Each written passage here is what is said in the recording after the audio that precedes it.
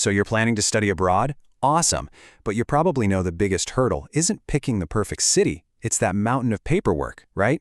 Well, let's dive in and turn that pile of documents into a super clear, totally manageable path to your global adventure.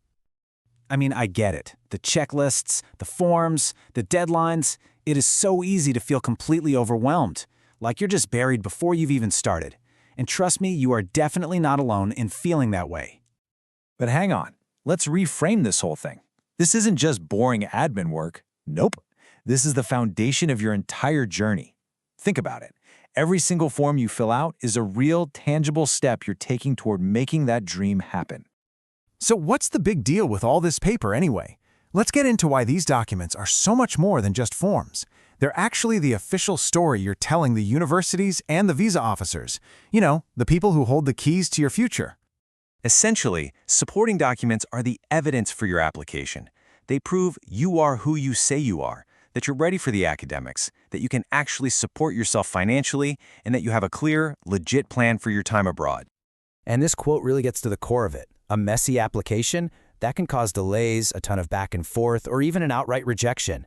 But a clean, professional file, that shows you're serious and responsible, and that's how you build trust right from the get-go. All right, let's break this beast down into a concrete checklist. We're going to look at the essential documents you'll need to prove your plans are solid and really well thought out. First up, the travel itinerary. Now, this isn't just about booking a flight. It's about showing the embassy that your travel dates line up perfectly with your university schedule. It's solid proof that your plan is real and you're going to be there on time. And here is a crucial pro tip, so listen up. Do not buy expensive, non-refundable tickets until that visa is actually officially in your hand. A provisional booking from a travel agent gives you all the proof you need without that huge financial risk. Next, where are you going to live? The authorities really want to know you have a safe, secure place to stay.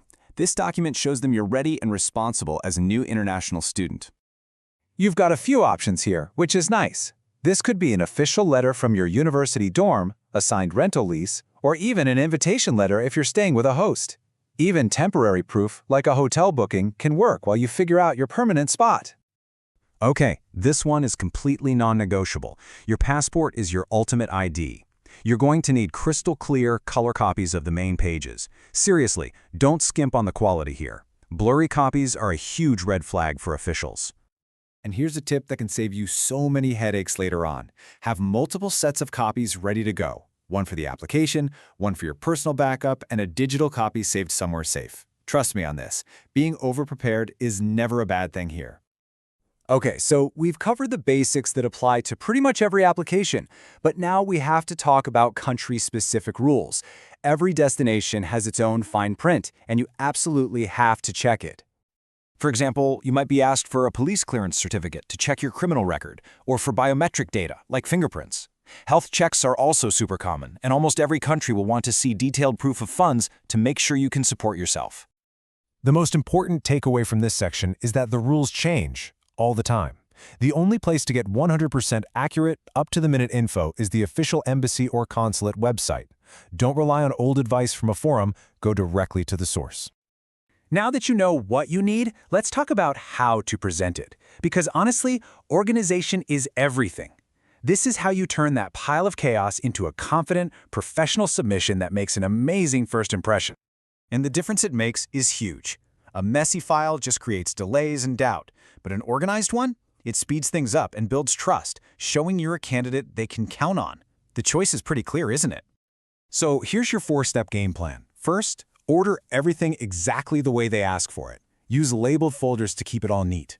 Next, and this is so critical, triple check all expiration dates. An expired passport can derail everything. And finally, always have digital backups.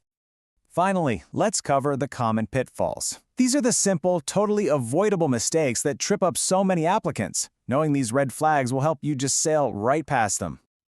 You have to be so careful with these. Missing signatures, blurry scans, incomplete forms. I know they seem like small details, but they can cause big problems.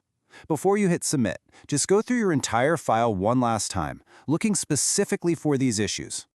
So it all comes down to this. Your entire study abroad journey doesn't start at the airport. It starts with this single, well-prepared file. This is your ticket to the next chapter, so take a deep breath. You've totally got this.